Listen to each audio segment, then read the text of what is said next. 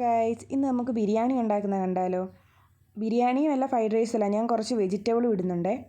Beans വയറും ക്യാരറ്റും അരിഞ്ഞ് മാറ്റി വെച്ച് പാത്രം അടുപ്പേ വെച്ച് അതിനകത്തോട്ട് കുറച്ച് ഗീ ഒഴിച്ച് അതിനകത്ത് തന്നെ ഈ കറുകപ്പട്ടയും മസാലയും എല്ലാം കൂടി ഇട്ട് ഒന്ന് ഇളക്കി അതിൻ്റെ കൂടെ തന്നെ കുറച്ച് സവാള അരിഞ്ഞതും ഇട്ട് ഒന്ന് ഇളക്കണേ. ഇളക്കിയതിൻ്റെ കൂടെ തന്നെ ഞാൻ വെജിറ്റബിൾ അരിഞ്ഞ് വെച്ച ക്യാരറ്റും ബീൻസ് വയറും ചേർത്ത് അതും ഇളക്കി അതിനകത്ത് വെള്ളവും കൂടി ഒഴിക്കുവാണേ. അതിൻ്റെ കൂടെ തന്നെ വെള്ളം ഒഴിച്ച് അതിനകത്ത് കുറച്ച് ഉപ്പൂടിട്ട് വെള്ളം തിളയ്ക്കാൻ വെച്ച്. ഇപ്പുറത്തെ അടുപ്പിനകത്ത് ഞാൻ കുക്കർ വെച്ചിട്ടുണ്ടായിരുന്നേ. അതിനകത്ത് സവാളയും ചിക്കനും മസാലപ്പൊടിയും മുളക് പൊടിയും എല്ലാം കൂടെ ഒരുമിച്ച് ചേർത്ത് ഉപ്പും ചേർത്ത് 2-3 ബിസിലടിക്കാൻ അതും മാറ്റി വെച്ച്. അപ്പോഴത്തേക്ക് വെള്ളം തിളച്ച് ആ തിളച്ചതിനകത്തോട്ട് അരിയിട്ട് 10 മിനിറ്റ് കഴിഞ്ഞ് ഞാനത് ഊറ്റി മാറ്റി വെക്കുകയും ചെയ്ത്.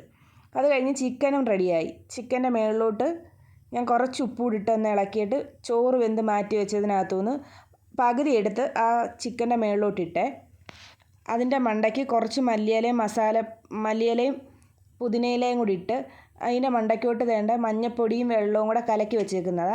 അതുകൂടെ അതിൻ്റെ മുകളിലോട്ടൊന്ന് ഒഴിച്ച് കളറിന് വേണ്ടി ഒഴിച്ച് ബാക്കി മാറ്റി വെച്ചേക്കുന്ന ചോറും അതിൻ്റെ കൂടി ഇട്ട് രണ്ടും കൂടെ സെറ്റാക്കി ഒന്ന് ആവി കയറ്റാൻ അടച്ചു വെച്ച്. വെന്ത് കഴിഞ്ഞപ്പോഴത്തേക്ക് അത് റെഡിയായിട്ടിരുന്ന്. എന്നിട്ട് ഞാൻ 2 പാത്രത്തിലായിട്ട് മാറ്റി വെച്ച്, ചോറും വേറെ ചിക്കനും വേറെ ആയിട്ട്. എൻ്റെ വീഡിയോ കാണുന്ന എല്ലാവരും ലൈക്ക് ചെയ്യുകയും ഷെയർ ചെയ്യുകയും ചെയ്യണം. Bye guys.